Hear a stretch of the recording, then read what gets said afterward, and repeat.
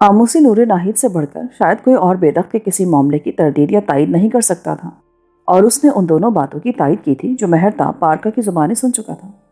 اسے خاموش دیکھ کر آموسی سوچنے لگی، شاید زہرہ جمال کے بارے میں نئے سرے سے غور کر رہا ہے، اور اس خیال نے اسے مضطرب سا کر دیا۔ کسی نامعلوم خطرے کے پیش نظر بولی، مہرتاب، میں نہیں جانتی تمہاری ان باتوں کا مطلب کیا ہے، لیکن بیدخت کا حسن ایک جادو ہے، تو یہ جادو سے قدرت نے عطا کیا ہے، اور اگر بیلشازار اس کا طلبگار ہے تو اس میں بیدخت کا کیا قصور؟ کیونکہ حسن کا جادو سب پر چلتا ہے، اور یہ بات تم بھی جانتے ہو کہ اس سے زیادہ خوبصورت عورت بابل تو کیا پوری دنیا میں نہیں ہوگی۔ نور ناہید کی ان باتوں سے جذبے کا اظہار ہو رہا تھا۔ مہرتاب خاموش کھڑا اسے حیرت پاش نظروں سے دیکھتا رہا، اور پھر اسی سرگوشیانہ آواز میں جسے صرف وہی دونوں سن سکتے تھے وہ کہنے لگی، مہرتاب، زہرہ جمال سے بے وفائی نہ کرنا۔ اگر تم نے ایسا کیا تو دنیا میں کوئی عورت کسی مرد کی وفا پر اعتبار نہیں کرے گی۔ مہرتاب کی آنکھوں میں بجلی سی گونج گئی۔ تم نے یہ کیسے سمجھ لیا کہ میں اس سے بے وفائی کرنے والا ہوں؟ اس نے صرف پارکا سے ملنے والی معلومات کی تصدیق یا تردید چاہی تھی، ورنہ بیدخت جیسی بھی تھی اسے جیتنے کا فیصلہ تو وہ پہلے ہی کر چکا تھا۔ یہی فیصلہ اس کی آنکھوں میں کوندے کی طرح چمکا۔ اس کی چمک نے یا کسی غیبی طاقت نے نور ناہید سے جواب کی طاقت پھر سلب کر لی، کیونکہ اب اگرچہ اس کے بالا خانے پر صرف ایک رات کا مہمان ہوا تھا، مگر اس ایک رات کی قیمت بھی آموسی کی نئی زندگی کی صورت میں ادا کی تھی۔ پھر اس عورت سے بے وفائی کیسے کر سکتا تھا جس کے ساتھ پیمانے وفا باندھ چکا تھا؟ شاید بے وفائی اس کی سرشت میں نہیں ہے۔ یہی سوچ کر نور ناہید کو اپنی کہی ہوئی بات ہلکی محسوس ہوئی۔ مجھے معاف کر دو مہرتاب، نہ جانے میں پریشانی میں کیا بول گئی۔ نور ناہید، محبت وہی آدمی کرتا ہے جس میں وفا کی روح ہو۔ یہ کہہ کر وہ آگے بڑھا تو بیدخت دروازے میں صورت تصویر کھڑی نظر آئی۔ آموسی نے مناسب سمجھا کہ دونوں کو تنہائی کی ملاقات کا موقع دے اور ایک طرف نکل گئی۔ بیدخت نے بےتابی کے ساتھ محبوب کا ہاتھ تھام لیا اور کمرے میں لے گئی۔ میں تمہارے لیے بہت پریشان تھی مہرتاب، ضرور کوئی اہم معاملہ رہا ہوگا جس میں تم مصروف رہے۔ ہاں، بڑا اہم معاملہ درپیش تھا۔ اگر کسی ذریعے خیریت کی اطلاع بھیج دیتے تو میرا ہر دن تشویش میں نہ کٹتا، ہر رات بے چینی میں نہ گزرتی۔ میں اپنے اور تمہارے درمیان کسی کو واسطہ نہیں بنانا چاہتا۔ بیدخت حیران سی رہ گئی، کیونکہ اب کچھ کہنے سننے کی گنجائش باقی نہیں رہی تھی۔ پھر بھی اس نے اپنی بے چینی کا اظہار کر دیا۔ ریموٹ کیوں ڈھونڈ رہا تھا؟ بادشاہ کا پیغام تھا میرے نام۔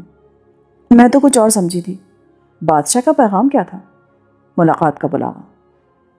اس نے جشن زہرہ کی دعوت کا ذکر جان بوجھ کے نہیں کیا کہ کہیں گزری ہوئی شب جشن کی یاد اس کے احساس جمال پر کوئی ضرب نہ لگائے، کچھ شرمسار نہ ہو جائے۔ اور اس سے پہلے کہ وہ کچھ اور پوچھتی، مہرتاب نے گفتگو کا موضوع بدل دیا۔ عبرانی مہمان کیسے ہیں؟ زہرہ جمال حیرت کے انداز میں بتانے لگی، وہ ایرانی شہنشاہ کے گن گاتے اور اپنے پیغمبروں کی پیشن گوئیوں کا ذکر کرتے ہیں کہ اب ان کی غلامی کا جوا ٹوٹ جائے گا، کیونکہ 70 برس کی میعاد پوری ہو گئی۔ تم نے پوچھا نہیں ان کی غلامی کا جوا کیسے ٹوٹے گا؟ کہتے ہیں بابل لے لیا جائے گا اور بیل رسوا ہوگا۔ بڑی خوفناک باتیں کرتے ہیں۔ شاہ بنو نید، ولی عہد بیلشازار، ان کے سرداروں اور پوری کلدانی قوم کی تباہی پر یقین رکھتے ہیں، اور کہتے ہیں بابل جو خداوند کے ہاتھ میں سونے کا پیالہ تھا اور جس سے قوموں نے میں پی، چھین لیا جائے گا۔ تم نے ان سے شاہ یوسفر کی پرانی تحریر پڑھنے کے لیے کہا؟ نہیں، ان کی باتیں سن کر ڈر گئی تھی۔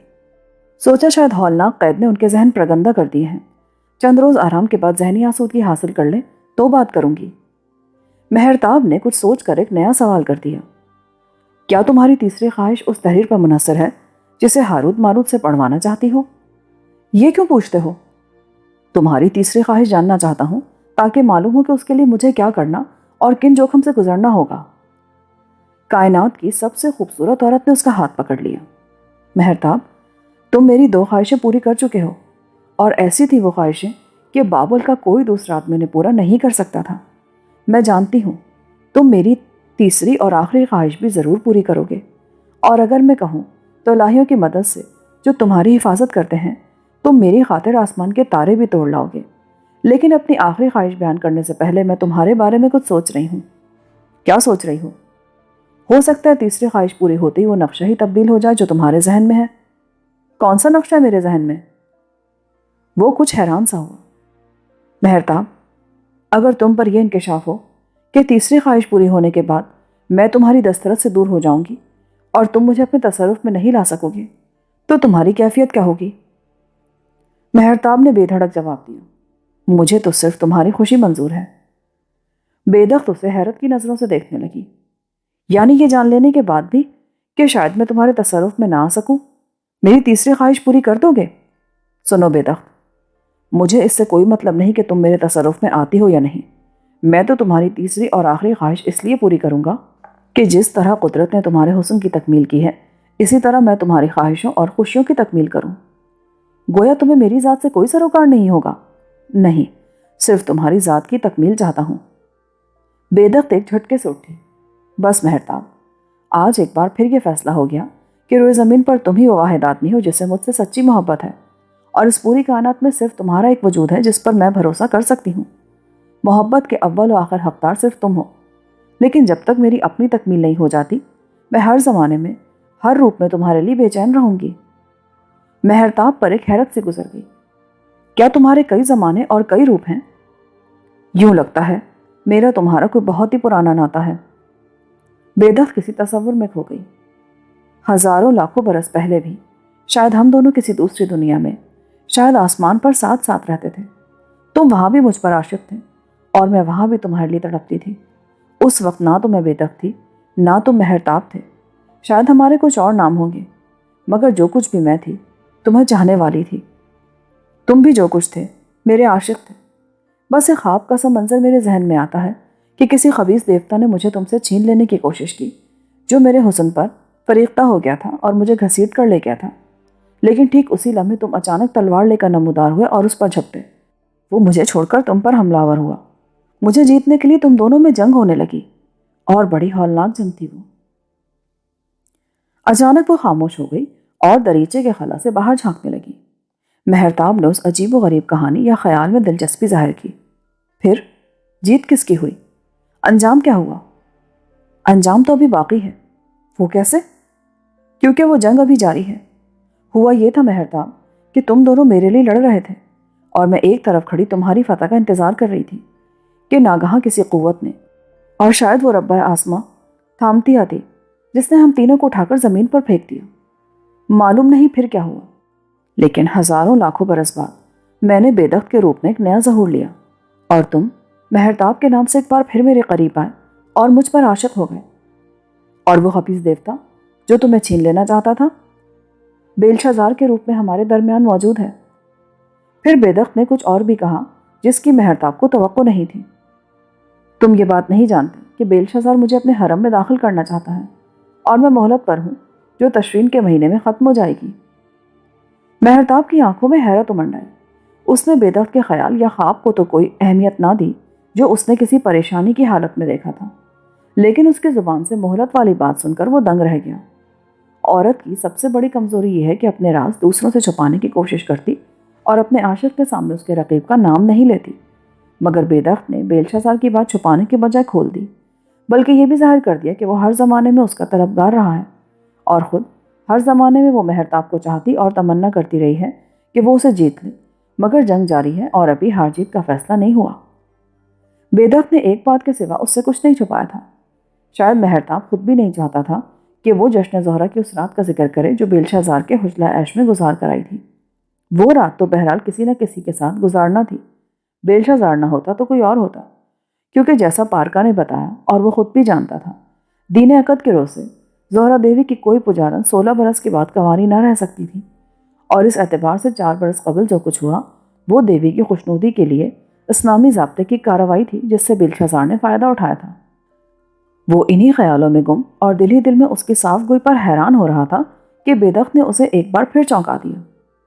شاید تم سوچ رہے ہوگے کہ میں بیلشا زار کی ملکہ کیوں نہ بن گئی اور اس سے مہلت کیوں مانگ لی۔ مہرتاب، مجھے بابل کے تخت و تاج سے کوئی دلچسپی نہیں، کیونکہ جو کچھ میں چاہتی ہوں اس کے سامنے ملکہ بابل کا درجہ و مقام ہے، اور تیسری خواہش پوری ہوتے ہی میں اس مقام پر پہنچ جاؤں گی۔ مہرتاب نہیں جانتا تھا کہ وہ کس مقام تک پہنچنا چاہتی ہے، مگر اس کی بات توجہ سے سنتا رہا۔ پھر بولا، پھر اپنی تیسری خواہش بھی بیان کر دو تاکہ میں تمہاری ذات کی تکمیل کر سکوں۔ نہیں مہرتاب، مجھے کچھ سوچنے دو۔ کیا ابھی کچھ سوچنا باقی ہے؟ ہاں، تیسری خواہش کی تکمیل کے ساتھ بہت کچھ ختم ہو جائے گا، بہت کچھ بدل جائے گا۔ مقدس گوما نے کہا تھا، آسمان پر زہرہ و عطارد کا قران زمین پر ہم دونوں کو ہمیشہ کے لیے ایک کر دے گا۔ مگر کچھ باتیں ایسی ہیں جو ہمارے درمیان حائل ہو رہی ہیں، اور مجھے فیصلہ کرنا ہے کہ ہم دونوں اسی دنیا میں ایک ہوں گے یا وہ کوئی دوسری دنیا ہوگی۔ مہرتاب، میں تمہارے وصل کے لیے تڑپ رہی ہوں، مگر یہ نہیں جانتی کہ میرا تمہارا وصل یہاں ہوگا یا پھر کہاں ہوگا۔ اپنے ذہن کو پراگندہ نہ کرو بے دخت۔ اگر یوسفر کی پراسرار تحریر پڑھوائے بغیر اپنی تیسری اور آخری خواہش بیان کر سکتی ہو تو میں سننے کے لیے بے چین ہوں۔ میں بتا چکی ہوں کہ میری ہر خواہش دوسری خواہش سے وابستہ ہے، اسی لیے جب تک شاہ یوسفر کی صندوقچی پر کندہ تحریر کا راز معلوم نہ کر لوں اپنی تیسری خواہش کا اظہار نہیں کر سکتی۔ پھر صندوقچی اٹھاؤ اور میرے ساتھ چلو، ہم اسی وقت ہاروت ماروت کے پاس جائیں گے، وہ تمہارے لیے شاہ یوسفر کی پراسرار تحریر پڑھیں گے۔ وہ چاہتا تھا جو کچھ ہونا ہے بہت جلد ہو جائے، اور کسی بڑے حادثے یا تصادم سے پہلے ہی، جس کا خطرہ ہر دن ہر آن بڑھتا چلا جا رہا تھا، اس کی آخری خواہش پوری کر کے اپنے پیمانے محبت سے سبکدوش ہو۔ کیونکہ اگر بے دخت کے بقول بہت کچھ بدل جانے والا تھا تو خود مہرتاب کے نزدیک بھی حالات کا دھارا اپنا رخ تبدیل کر رہا تھا، اور شمورہ کے معاملے نے حیرت انگیز صورت اختیار کر لی تھی۔ زہرہ جمال کچھ دیر سوچتی رہی اور پھر اس کے ساتھ چلنے پر آمادہ ہو گئی۔ اس نے شنکر کو طلب کیا اور صندوقچی اس کے حوالے کر کے، جس سے شاہ یوسفر کی تاریخی قبر نکال لی گئی تھی، تہہ خانے میں چلنے کی ہدایت کی۔ چند لمحوں کے بعد وہ تینوں پائیں باغ سے گزر کر استبل کی طرف ہو لیے جہاں سے خفیہ راستہ نکلتا تھا۔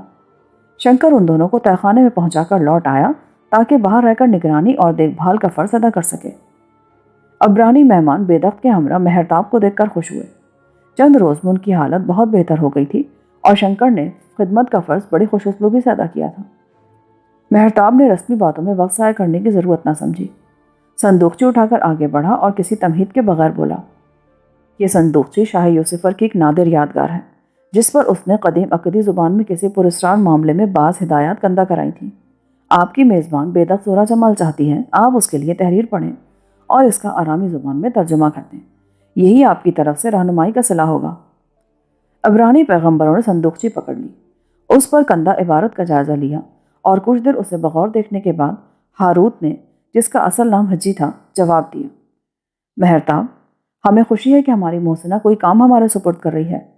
تم کہتے ہو یہی معمولی سا کام ہماری رہائی کا صلہ ہوگا، حالانکہ ہم اپنی رہائی کا صلہ تو چکا ہی نہیں سکتے۔ تم نے اور بے دخت زہرہ جمال نے جو کچھ ہمارے لیے کیا اس کا اجر اور انعام رب الافواج ہی دے گا، لیکن ہم کوشش کریں گے کہ اپنی محسنہ کے کسی کام آ سکیں۔ اس صندوقچی پر جو عبارت کندہ ہے وہ عقدی زبان ہی کی تحریر ہے جس میں زمانے کے ساتھ ساتھ بہت تبدیلیاں ہو چکی ہیں۔ شاہ یوسفر کا دور اس زبان کا ابتدائی دور تھا، پھر اس عبارت میں غالباً سیاروں اور نجوم کی وہ مخصوص اصطلاحات بھی استعمال کی گئی ہیں جو شاہ یوسفر نے رائج کی تھیں۔ انہیں سمجھنے اور پڑھنے میں بہت وقت صرف ہوگا۔ اس وقت قدیم عقدی زبان کی کوئی کلید بھی ہمارے پاس نہیں جس کی مدد سے اس تحریر کی پیچیدہ اشکال کو حل کیا جا سکے، پھر بھی ہم اس کے اسرار کا ترجمہ کرنے میں کوئی کسر نہیں اٹھا رکھیں گے اور صحیح مفہوم ادا کریں گے تاکہ اپنی محسنہ کی کچھ خدمت کر سکیں۔ شاہ یوسفر کی یہ پراسرار صندوقچی بھی شاید اسرار افلاک سے تعلق رکھتی تھی، اس لیے اس کی عبارت بھی پیچیدہ اور مشکل تھی۔ مہرتاب نے پوچھا، اس عبارت کو پڑھنے اور اس کا ترجمہ کرنے میں کتنا وقت لگ جائے گا؟ ممکن ہے یہ معمہ 1-2 روز میں حل ہو جائے، ممکن ہے 4-5 دن میں بھی حل نہ ہو، مگر ہم کوشش کریں گے کہ اپنی محسنہ کے لیے ان اسرار کو جلد از جلد آرامی زبان میں منتقل کر سکیں۔ بے دخت نے مہمانوں کا شکریہ ادا کیا کہ اس کی خاطر وہ صندوقچی کی پیچیدہ عبارت پڑھنے پر تیار ہو گئے۔ پھر کہا، مجھے یہ اچھا نہیں لگتا کہ آپ بار بار میرے لیے محسنہ کا لفظ استعمال کریں۔ میں نے آپ کی رہائی کے لیے جو کچھ کیا اس میں انسانی فرض کے علاوہ میری اپنی بھی غرض شامل تھی، کیونکہ میں یہ عبارت کسی اور سے نہیں صرف آپ لوگوں سے پڑھوانا چاہتی ہوں۔ ہم اس معمولی خدمت کو اپنی رہائی کا صلہ نہیں سمجھتے زہرہ جمال، مگر تمہاری خاطر اس عبارت کے اسرار کو ٹھیک ٹھیک پڑھیں گے۔ بے دخت ان کا شکریہ ادا کر کے تہہ خانے سے نکلی، مگر مہرتاب چند لمحوں کے لیے وہیں رک گیا تاکہ عبرانی پیغمبروں کے ساتھ تنہائی میں کچھ باتیں کر سکے۔ اس نے بتایا کہ وہ نہ صرف فرات کے شمالی برجوں کو دیکھ آیا ہے بلکہ موبد اشتر کے کاہن اعظم اشمیلی کو اس بات پر تیار کر چکا ہے کہ واقعہ حران کے بارے میں شاہ بنونید سے کچھ سوال کرے اور اس پر الزام کی انگلی اٹھائے۔ عبرانی پیغمبروں نے مہرتاب کی کارکردگی پر اطمینان کا اظہار کیا اور ہاروت نے اپنا ہاتھ بلند کر کے ملہمانہ لہجے میں کہا، آسمان پر بابل کے دن شمار ہو چکے ہیں اور سایوں کی طرح وہ دن نہ تو گھٹ سکتے ہیں نہ بڑھ سکتے ہیں۔ جس مقصد کے لیے تم بابل میں آئے ہو وہ پورا ہوگا۔ مہرتاب کو یوں محسوس ہوا جیسے حجی نبی نے بابل کی قسمت پر لکیر پھیر دی ہو۔ بابل میں حالات کی صورت کچھ اور سنگین ہو گئی تھی۔ مملکتوں کی خاتون کا چہرہ کچھ اور دھندلا گیا تھا۔ ایک طرف حقہ منشی جسے عبرانی خدا کا مسیح کہتے تھے شہر کو شمال کی طرف سے گھیرے بیٹھا تھا، دوسری جانب حکومت و سلطنت کے داخلی جھگڑے ایک سنسنی خیز مرحلے میں داخل ہو گئے اور کلدانی عمرہ بنو نید ایسے کمزور بادشاہ کی جگہ کسی مضبوط حکمران کی ضرورت محسوس کرنے لگے جو ایرانیوں کے خلاف فتح و کامرانی کے پرچم کو بلند کر سکے۔ مگر بابل کے اس دور زوال میں کوئی ایسی شخصیت تھی کہاں جو کالدیا کی گرتی ہوئی عظمت کو سہارا دیتی۔ بابل کے ساحروں نے، حکمت شناسوں نے، منجموں نے تقدیر کے نوشتے پڑھے مگر ان کا مفہوم سمجھنے سے قاصر رہے۔ ماہ باماہ حالات کی خبریں دینے والے افلاک بین خاموش بیٹھے تھے جیسے اب انہیں آسمان پر کچھ نظر نہیں آتا تھا۔ ایرانی محاصرہ جوں جوں تنگ اور طویل ہوتا جا رہا تھا، ادبار کے سائے بڑھتے اور پھیلتے جا رہے تھے۔ یوں تو ایمگور بل کی نیرنگ زمانہ فصیل کے اندر ہر شے محفوظ تھی، مگر بڑے بڑے سردار، شیوخ اور کاہن اس خطرے کی دھمک سن رہے تھے جس نے ایمگور بل کے باہر بہت سے کلدانی راستوں کو نگل لیا تھا۔ اب وہ باہم گفتگو کرتے کہ کوئی جلیل القدر شخصیت ہی کلدانی سلطنت کا تحفظ کر سکتی ہے، آؤ اسے تلاش کریں۔ لوگ بادشاہ سے مایوس ہو گئے تھے۔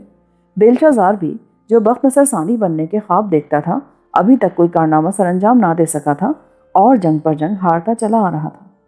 شمورہ دیوتاؤں کی زبان اور مقدس اشتار کی کاہنہ ہونے کے ناطے اہل بابل میں بہت مقبول تھی کیونکہ لوگ اشتار کے دیوانے تھے، مگر وہ اکیلی کچھ نہ کر سکتی تھی۔ ایرانی شہنشاہ کی سحر انگیز شخصیت کے مقابلے میں جس کے اخلاق نے مفتو قوموں کو اپنا حلقہ بگوش بنا لیا، بابل کو ایسے حکمران کی ضرورت تھی جس کی شخصیت بیک وقت قوت و جلال اور حکمت و دانش کی مظہر ہوتی۔ بہادر بیلشازار جنگی قوت کی علامت سمجھا جاتا اور جنگجو کہلاتا تھا، مگر قسمت نے کسی میدان میں اس کا ساتھ نہ دیا۔ جس طرح بے موقع یا ضرورت سے زیادہ طاقت صرف کرنے والا کبھی کبھی اپنی ہی طاقت کے زور میں گر جاتا ہے، اسی طرح بیلشازار بھی جنگی فراست کی کمی اور ہنگامہ و جوش کی فراوانی میں بار بار گرتا اور شکست پر شکست اٹھاتا رہا تھا۔ بوڑھے حکمت شناس سوچ رہے تھے کیا خود پسند، ضدی اور جنگجو بیلشازار شاہ بنو نید کے مقابلے میں طاقتور حکمران بن سکے گا؟ نہ جانے پہلی بار یہ بات کس شخص کے ذہن میں آئی کہ بیلشازار کی بہادری اور حکمت شناس شمورہ کی دانائی اگر اکٹھی ہو جائے تو ایک ایسی مشترکہ شخصیت وجود میں آئے گی جس کی اہل بابل کو ضرورت ہے، کیونکہ شمورہ کی رہنمائی بیلشازار کی ذات کو مکمل کر دے گی۔ وہ اگرچہ اپنی حسین و پروقار بہن کو پسند کرتا لیکن اس لیے ناراض رہتا تھا کہ وہ اس کی حکمرانی کے منصوبوں کے خلاف بادشاہ کی رہنمائی کرتی اور کسی تدبیر کو کامیاب نہ ہونے دیتی تھی۔ مگر جو ہی یہ تجویز سامنے آئی کہ بہن ولیعہد کی ادھوری شخصیت کا خلا پور کر سکتی اور اسے ایک بڑا حکمران بنا سکتی ہے، تصور میں کئی رنگ بکھر گئے اور شمورہ کو اپنی زوجہ و ملکہ بنانے کے وہ حسین خواب دیکھنے لگا۔ ہیکلوں اور معبدوں کی دینی مجلس کو اس رشتے پر کوئی اعتراض نہ تھا۔ ماضی بعید میں بھی اس قسم کی شادیاں ہوتی رہی تھیں۔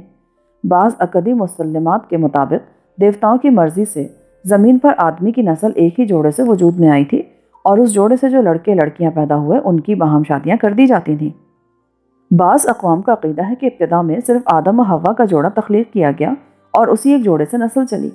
بعض مسلمان مفسرین نے بھی قصہ آدم کی تفصیل بیان کرتے ہوئے لکھا ہے کہ حوا کے ہر حمل سے تمام بچے پیدا ہوئے، ایک لڑکا ایک لڑکی، اور ایک حمل کے لڑکے کی شادی دوسرے حمل کی لڑکی سے کر دی جاتی تھی۔ اس طرح بہن بھائی کی شادیوں سے آدمی کی نسل پھولی پھلی۔ بعض علماء کے نزدیک حابیل اور قابل کا جھگڑا بھی ایک خوبصورت بہن کی وجہ سے ہوا جو حابیل کی بیوی تھی اور جسے قابل حاصل کرنا چاہتا تھا، چنانچہ اس نے عورت کی خاطر اپنے بھائی کو قتل کر دیا۔ یہ زمین پر پہلا قتل تھا۔ ایک روایت کے مطابق بھائی بہن کی شادی کا رواج عرصہ دراز تک چلا، مگر حضرت نوح علیہ السلام کے زمانے میں اسے ممنوع اور حرام قرار دے دیا گیا۔ گویا آدمی کی نسل کا سلسلہ بہن بھائی کے باہمی تعلق سے بڑھا اور پھیلا تھا۔ اب سلطنت کالدیہ کی سیاسی ضرورت جنگجو بیلشازار اور حکمت شناس شمورہ کو رشتہ ازدواج میں منسلک کر دینا چاہتی تھی۔ مہرتاب یہ خبر سن کر بڑا مضطرب ہو گیا تھا کہ مجلس دینی بھی بیلشازار کی حمایت کر رہی ہے۔ دوسرے روز ایک بار پھر زیگورات سے ملحق ندوۃ العلوم کے دروازے پر نظر آیا اور اچانک کاہن اعظم اشمیدی کے کمرے میں پہنچ گیا۔ اشمیدی ملاقات کے لیے خود بے چین معلوم ہوتا تھا۔ بڑے اتفاق سے ملا اور موبد اشتر کا شاگرد پجاری جو اپنے استاد کی خدمت پر مامور تھا اسے دیکھتے ہی باہر چلا گیا تاکہ دونوں اطمینان سے گفتگو کر سکیں۔ بہت اچھا ہوا مہرتاب کہ تم آ گئے، میں کچھ ضروری باتیں کرنا چاہتا تھا۔ مہرتاب نے سوچا شاید موبد قمر کے واقعے پر مزید معلومات حاصل کرنے کے لیے بے چین ہے، مگر اشمیدی نے ایک حیرت انگیز انکشاف کیا۔ میں نے سنا تھا بادشاہ عید بیلس پر بیلشازار کے حق میں تخت و تاج سے دستبردار ہو جائے گا، اسی لیے ولیعہد کو مبارکباد دینے قصر میرودیج میں حاضری دی، مگر وہ مایوس تھا کہ بادشاہ اپنا وعدہ پورا نہیں کرے گا اور شمورہ باپ کی حکمرانی کے لیے کوئی نہ کوئی عذر نکال لے گی۔ بیلشازار کا اندیشہ غلط نہ تھا۔ بنو نیت پہلے بھی اس قسم کے وعدے کرتا رہا اور شہزادی اس کی گرتی ہوئی ذات کو سہارا دے دیتی ہے۔ ولیعہد کی پریشانی کو بھانپ کر میں نے تجویز پیش کی، اگر شہزادی کو بادشاہ سے الگ کر دیا جائے تو اپنے اقتدار کا کوئی نیا بہانہ وہ نہیں تلاش کر سکے گا۔ بیلشازار کو یہ بات پسند آئی، مگر حیران تھا کہ شمورہ کو باپ سے کس طرح الگ کیا جا سکتا ہے۔ میں نے ترکیب بتائی، وہ بہن کو حکمرانی میں شریک کرے اور اسے اپنی زوجہ و ملکہ بنا کر اپنے ساتھ تخت اشتر پر بیٹھنے کی ترغیب دے۔ اس طرح بادشاہ اس کی حمایت سے محروم ہو جائے گا اور تخت و تاج کے ساتھ شمورہ بھی اس کی ہو جائے گی۔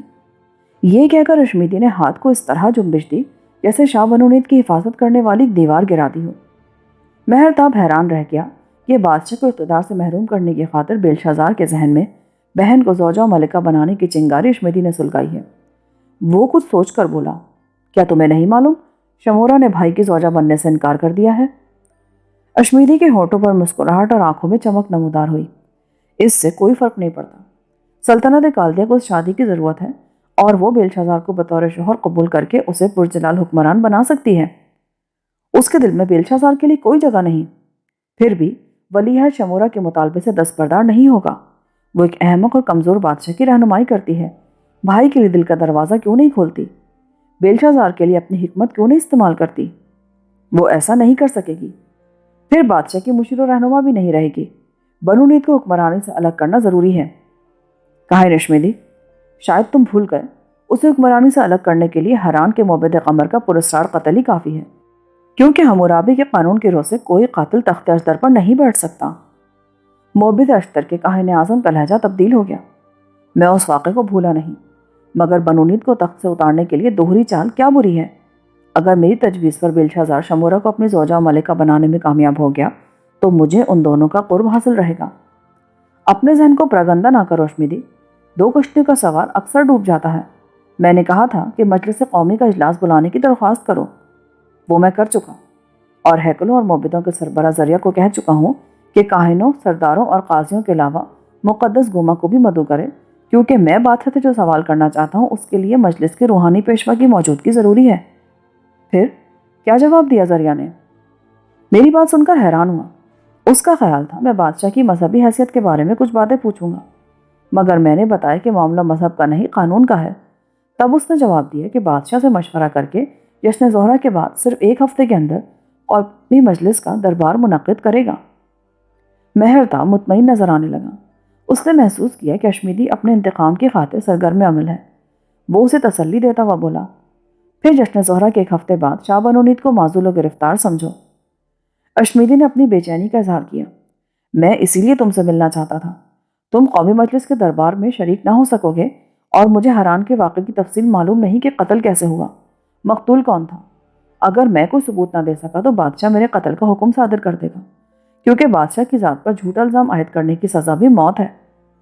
مہرتاب نے ملہمانہ اور پریقین انداز میں کہا، اگر بادشاہ نے تمہیں قتل کرنے کا حکم صادر کیا تو اس کی تعمیل نہیں ہو سکے گی اور قتل کا حکم روک دیا جائے گا۔ تم بنو نیت پر الزام لگاؤ گے کہ وہ قاتل ہے اور اصرار کرو گے کہ خود اپنے جرم کا اقبال کرے۔ وہ غلط بیانی سے کام لے گا اور تمہیں کو مورد الزام ٹھہرائے گا کہ اس پر تہمت لگا رہے ہو، لیکن جب قومی مجلس میں بار بار جھوٹ بول چکے گا اس کے جرم کا ثبوت پیش کر دیا جائے گا۔ اشمیدی حیران رہ گیا، جرم کا ثبوت کون پیش کرے گا؟ میں نے تمہیں بتایا تھا نا، ایک مردہ زندہ انسانوں کی عدالت میں پیش ہوگا، اور اب مزید بتاتا ہوں، وہ ربہ قمر کا کاہن اعظم راہل ہوگا جس کے متعلق بادشاہ یہی سمجھتا ہے کہ اصل مقتول کے ساتھ وہ بھی مر چکا۔ اشمیدی کے چہرے پر حیرت نے ایک اور کروٹ لی اور وہ مہرتاب کو دیکھنے لگا۔ کسی بے گناہ کا قتل بڑا خوفناک جرم ہے جو بنو نیت سے سرزد ہوا، مگر اس قتل سے بڑھ کر مقتول کی شخصیت کا انکشاف اہل دربار پر ایک زلزلہ طاری کر دے گا۔ بادشاہ کے سر سے تاج شاہی اسی وقت اتار لیا جائے گا اور اسے بیڑی پہنا دی جائے گی۔ یہ کہہ کر اٹھا اور موبد اشتر کے معزول کاہن اعظم کو گرداب حیرت میں چھوڑ کر کمرے سے نکل آیا۔ اسی شام وہ مارنبوئی میں سردار نرقال سے ملا جس نے اسے شمورہ اور بیلشازار کے معاملے میں ہونے والی مزید گفتگو سے آگاہ کیا۔ کاہن اشمیدی کا یہ خیال درست تھا کہ اس کے باوجود ولی ہے شمورہ سے دستبردار نہیں ہوگا۔ اس نے رشتے کے لیے دوسری بار بادشاہ سے ایوان ماکلوب میں ملاقات کی، کیونکہ باغات معلقہ کو جشن زہرہ کی خاطر خالی کر دیا گیا تھا۔ بادشاہ سمیت شاہی خاندان ایوان ماکلوب کی محل سرا میں منتقل ہو گیا تھا، مگر اس ملاقات میں مقدس ذریعہ کے علاوہ سردار نرقال بھی بیلشازار کے ساتھ تھا۔ گویا ہیکلوں اور معبدوں کے مذہبی حمایت کے علاوہ فوجی طاقت بھی اس کی پشت پر تھی، اور شہزادی شمورہ کا انکار بے معنی تھا۔ اس ملاقات میں شاہ بنونید نے ان سے کہا تھا، وہ بھائی کی زوجہ بننے سے انکار کرتی ہے، پھر اس کی زوجیت پر اصرار کیوں؟ جواب نرقال نے دیا، بہن مصیبت کے دن کے لیے پیدا ہوئی ہے تاکہ بھائی کی مدد کر سکے۔ سلطنت بابل کی حفاظت کے لیے یہ شادی ضروری ہے۔ شمورہ کو ایک بار پھر طلب کیا گیا اور اس نے ایک بار پھر وہی جواب دیا جو پہلے دے چکی تھی، مگر اس میں نئی باتوں کا اضافہ بھی کر دیا۔ بھائی بیلشازار کے حرم میں بہت سی عورتیں ہیں، اگر وہ کافی نہیں تو میری اطلاع کے مطابق تشرین کے مہینے میں بیدخت زہرہ جمال کی مہلت ختم ہونے والی ہے، جسے ملکہ بنانے کا وعدہ کیا گیا تھا۔ اس انکشاف پر بادشاہ مسکرا دیا۔ ذریعہ اور نرقال مشتعل ہو گئے اور بیک زبان بولے، تخت اجدر پر صرف خاندان بخت نصر کی کوئی شہزادی حکمران کے ساتھ بیٹھ سکتی ہے، کوئی دوسری عورت نہیں۔ پھر یہ حق صرف شمورہ کا ہے کہ وہ تخت اجدر پر ہمارے ساتھ بیٹھے۔ بیلشازار کو حصول مطلب کا ایک اور بہانہ مل گیا، ہم اپنی پیاری بہن کے خاطر زہرہ جمال سے دستبردار ہو جائیں گے۔ بیلشازار نے شہزادی کے لیے اپنی دلچسپی کا برملا اظہار کیا، کیونکہ وہ خوبصورت تھی، جوان تھی اور ابھی تک کنواری بھی، مگر شمورہ نے اس کی بات مسترد کر دی۔ ہماری قسمت کا فیصلہ کسی انسان کے اختیار میں نہیں، دیوی کے اختیار میں ہے۔ پھر شمورہ اپنے رویا میں ہمارے لیے دیوی اشتار سے فیصلہ طلب کرے اور مقدس ذریعہ بلمردوق سے جواب مانگے کہ وہ شمورہ کو ہماری زوجہ بنانے پر راضی ہے یا نہیں۔ بیلشازار کی اس بات پر گفتگو ختم ہو گئی۔ اگرچہ شمورہ سے دستبردار نہیں ہوا تھا، مگر یہ ظاہر کرنے کی کوشش کی کہ اسے دیوی دیوتاؤں کا اشارہ منظور ہوگا، اور فیصلے کی یہی ایک صورت باقی رہ گئی تھی۔ نرقال نے ملاقات کی تفصیل سنانے کے بعد کہا، یہ معاملہ سنگین صورت اختیار کرتا جا رہا ہے اور بنونید خود بھی جھگڑے کو طول دینا چاہتا ہے۔